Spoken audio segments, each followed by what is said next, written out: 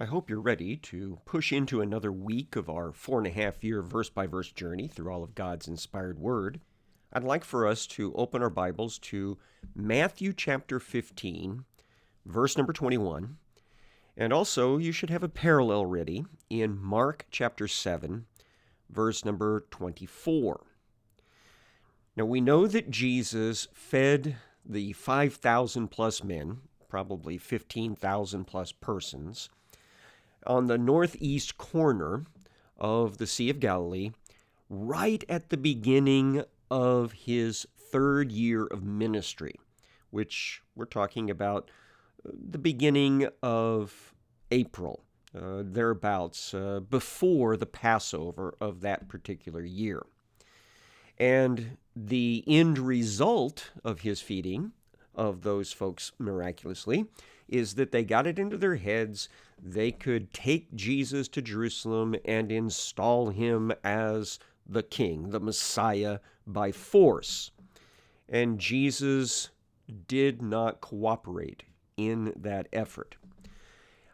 I believe that Jesus made the decision right around this time not to attend Passover in Jerusalem in this particular year.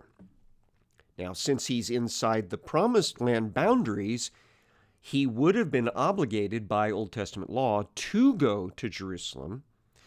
So I believe this is why he next goes to the district of Tyre and Sidon, which is nearby but outside the boundaries of the Promised Land.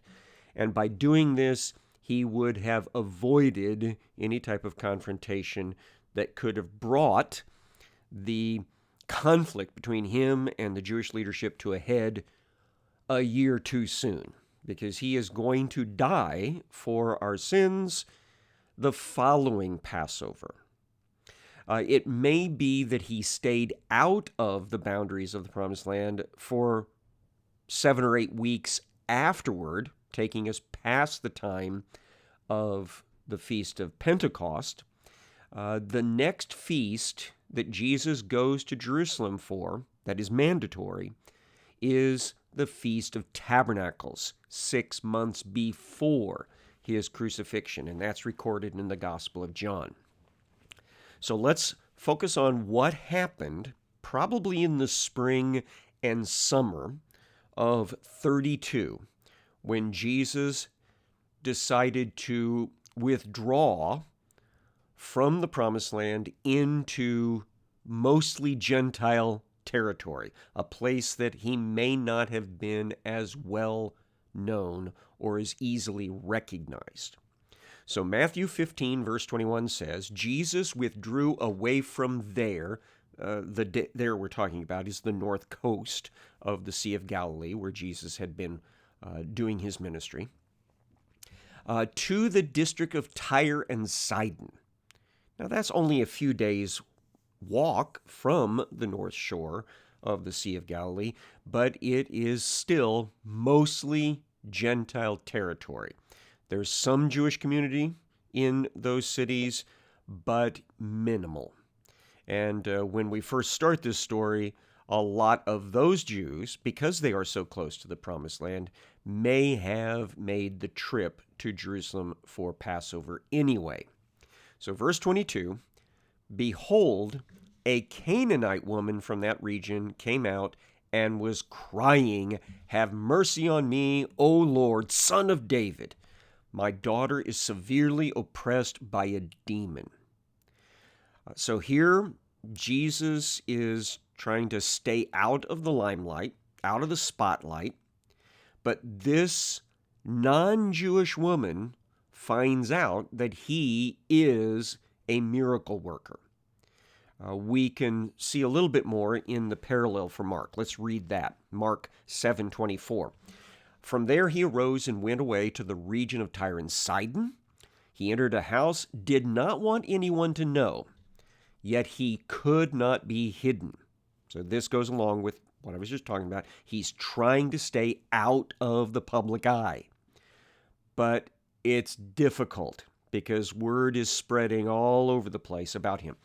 I think it is possible that Jesus may have stayed here long enough that some of the Jewish people of this area had returned from their Passover celebration, or perhaps even Pentecost celebration, and came to the knowledge that there was a Jewish man in the area and that it was Jesus. And by this means, this non-Jewish woman found out about it. Verse 25. Immediately, a woman whose little daughter was possessed by an unclean spirit heard of him and came and fell down at his feet. Now, the woman was a Gentile.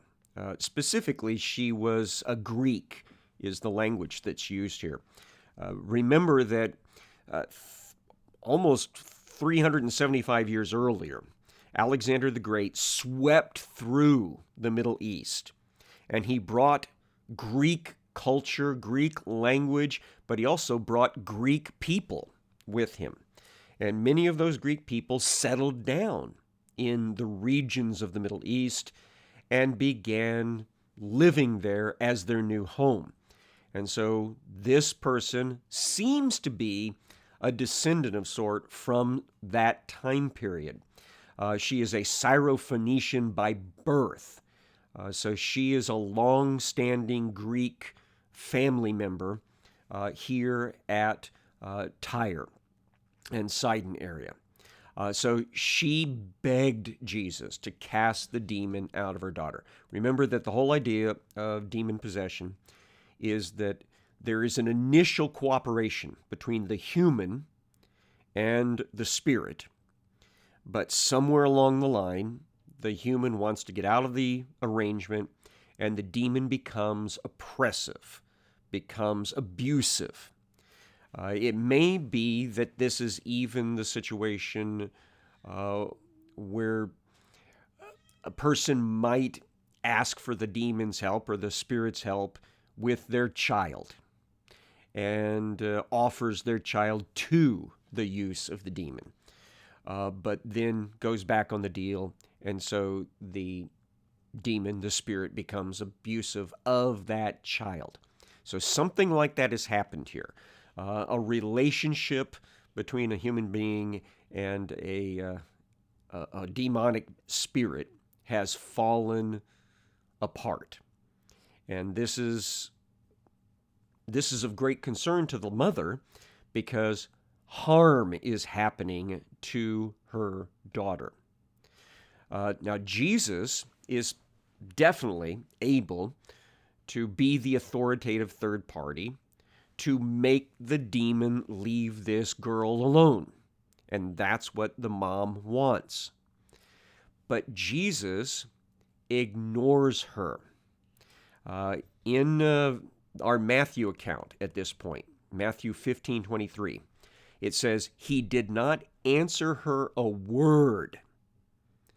And so she just keeps up, begging him, crying out to him.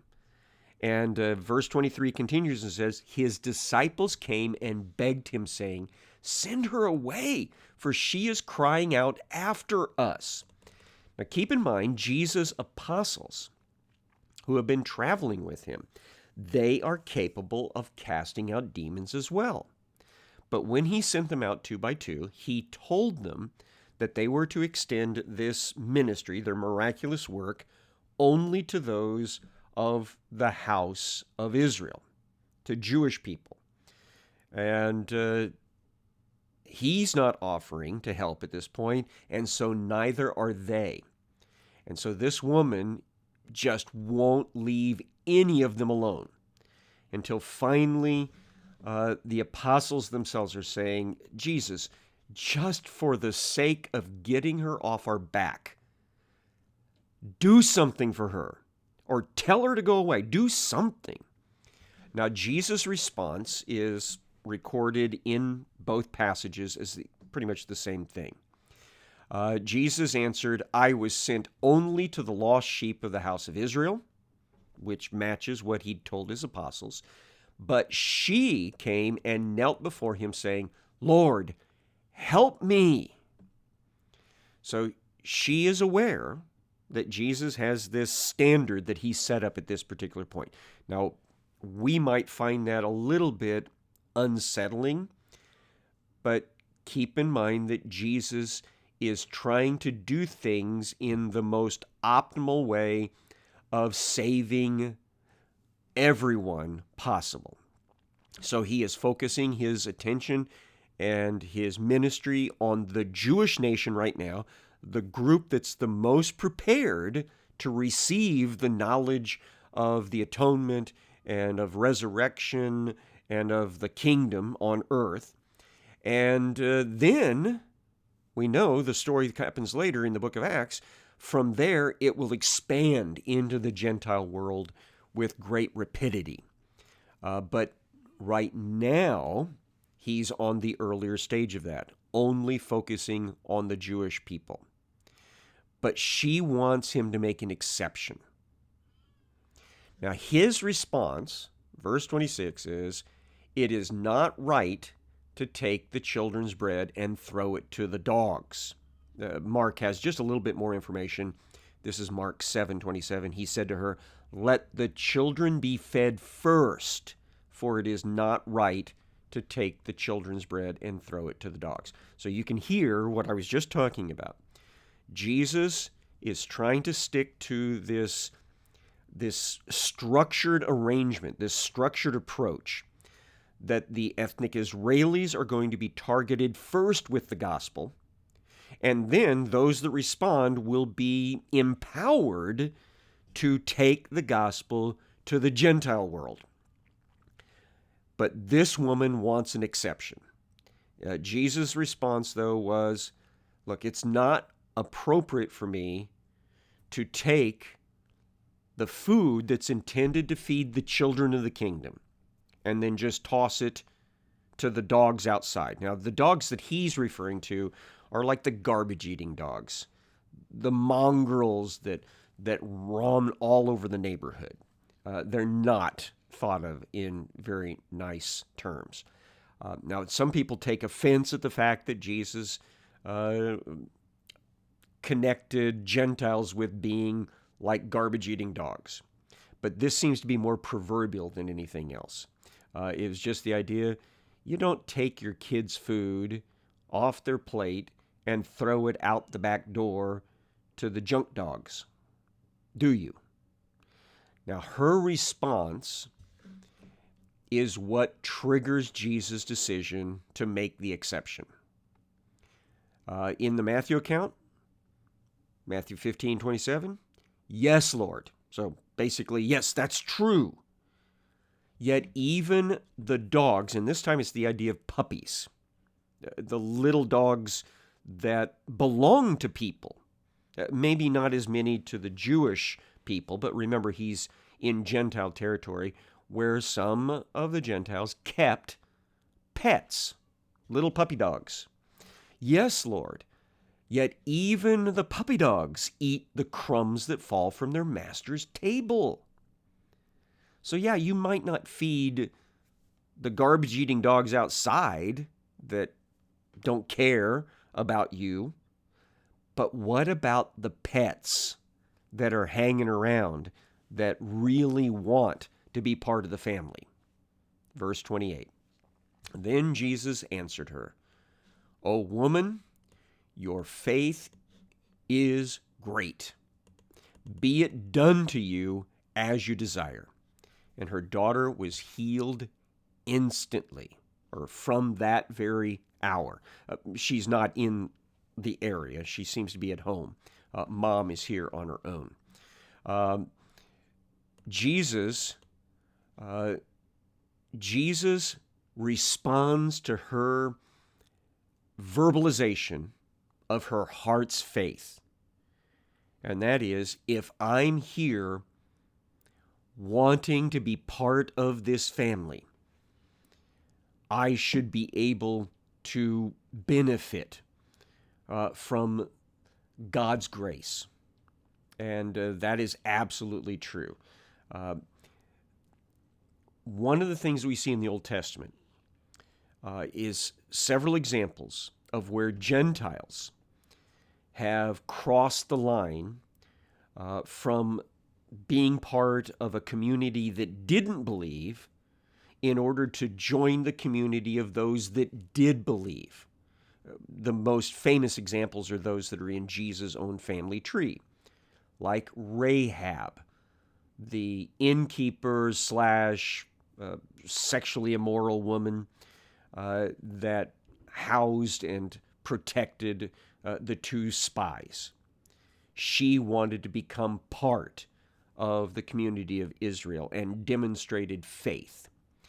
The other one, very well known, would be Ruth, who abandoned her heritage in the country of Moab in order to come and be part and become part of the community of faith at Bethlehem. And by that, she becomes the great-grandmother of King David, and therefore the great-grandmother many times removed of Jesus the Messiah. So this woman is expressing that same sort of, I know there's a lot of those that don't want to have a relationship with God, but I do want the relationship. So she expresses faith. The Mark passage makes it very clear that the little girl was not there. Mark 7:30, she went home and found the child lying in bed and the demon gone. And so the problem has been fixed. Now, we don't know exactly how much time passes, but my suspicion is that Jesus waits until the Feast of Pentecost has passed, which is in the summertime or at the beginning of summer. And so then Mark 7, verse 31 tells us, then he returned from the region of Tyre, went through Sidon to the Sea of Galilee, into the region of the Decapolis. And that helps us then understand where the next event takes place. Now, Tyre and Sidon is on the coast to the northwest side of the Promised Land, the northwest side from Galilee. So to go from there back to Galilee would take you down the Roman road, down past what's called Haifa today, Ptolemais back in the first century, and then you'd come across Galilee to the north coast of the Sea of Galilee, where Capernaum was located, but then go past that, across the Jordan River, and then along the eastern side of the Sea of Galilee, which that's a Roman road that goes along that east side. And just partway down the coast, just past Cursi, the place where the swine went into the lake after the demons had entered into them. Just past there, we have a country change. We go from the country called Golanitis back in the first century, but we call it the Golan today. You go from Golanitis into Decapolis, which just literally means 10-city region. There are 10 Greek-named cities that were each of them kind of semi-independent and ruled themselves in the region around them, but they had a loose affiliation with one another. One of those cities is on the on the south east edge of the Sea of Galilee. That city was called Hippos, or Horse City, if you will. Hippos is the first of the Decapolis cities as you're going south along this Roman road on the east side of the Jordan River and on the east side of the Sea of Galilee. So Jesus has come into that area right there. There's a couple of more rural regions near the base, near the foot of the hill on which Hippos stands. And this is probably where Jesus stopped and began to minister again. Now, in the Matthew account, this is the way it tells us. It says, Matthew 15:29, Jesus went on from there, meaning Tyre and Sidon, and then he walked beside the Sea of Galilee. So he comes to, Capernaum area, then he comes around to the east side of the Sea of Galilee, into the Decapolis area, near Hippos. And then it says he went up on the mountain and sat down there.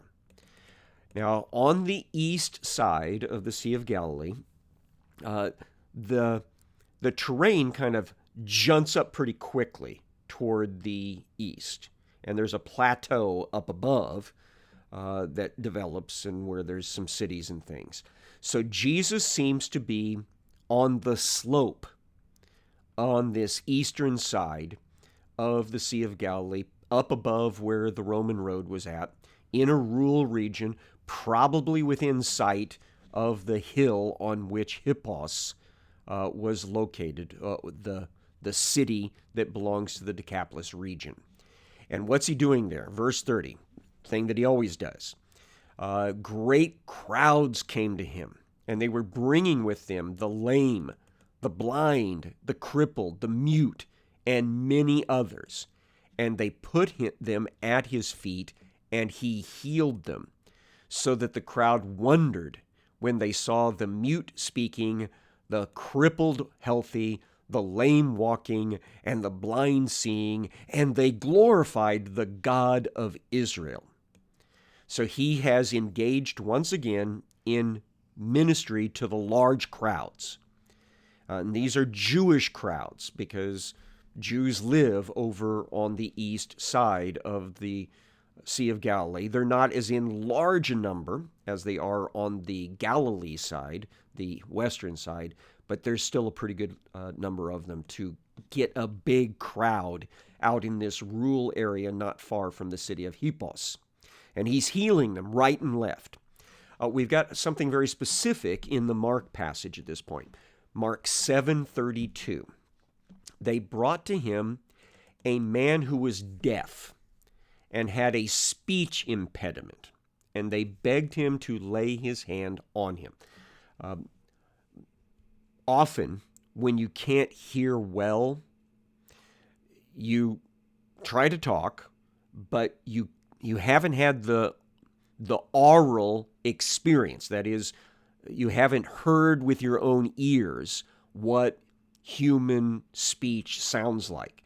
And so you're not able to pronounce well or formulate the words well. And so if you've got friends of yours, relatives of yours that have been deaf but are vocal, sometimes they have this quality to their speaking that is not precise. And so we refer to this as a speech impediment, a haltness. And so that's what this person has in his life. And so Jesus took him aside from the crowd privately. We've seen him do this before, where he tries to disengage from all this demand for his physical healing so that maybe he can spend more focused time on teaching.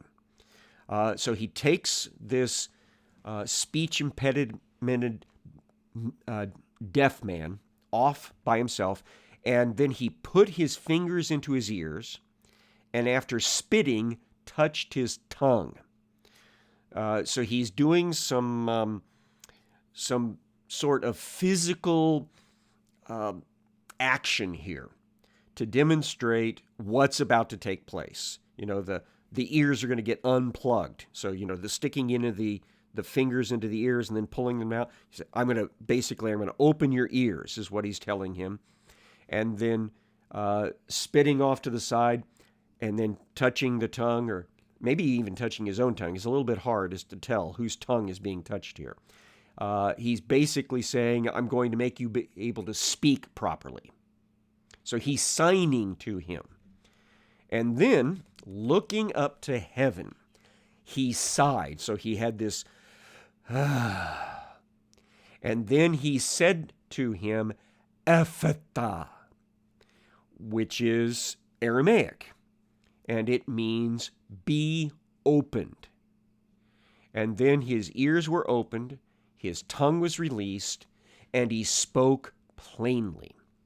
So Jesus does this miracle for this man in this pantomime way to allow him to go back to his life or to engage in a normal life. But he did exactly what, again, we've seen him do before.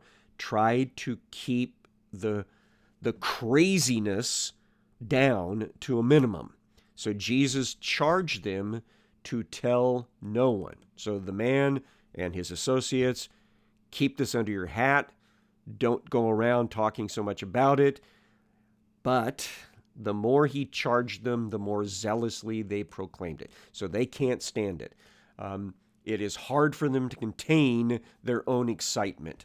And so they were astonished beyond measure, saying, he has done all things well. He even makes the deaf hear and the mute speak.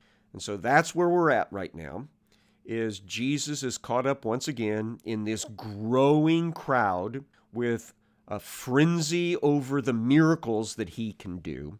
And the next thing that's going to set the stage for our lesson tomorrow is found here in Mark chapter 8, verse 1. In those days, when again a great crowd had gathered, and they had nothing to eat, he called his disciples to him and said to them, I have compassion on the crowd, because they've been with me now 3 days and have nothing to eat. If I send them away hungry to their homes, they're going to faint on the way, and some of them have come from far away. So Jesus is concerned about this massive crowd that's joined him, and he's concerned they don't have enough food to make a trip away.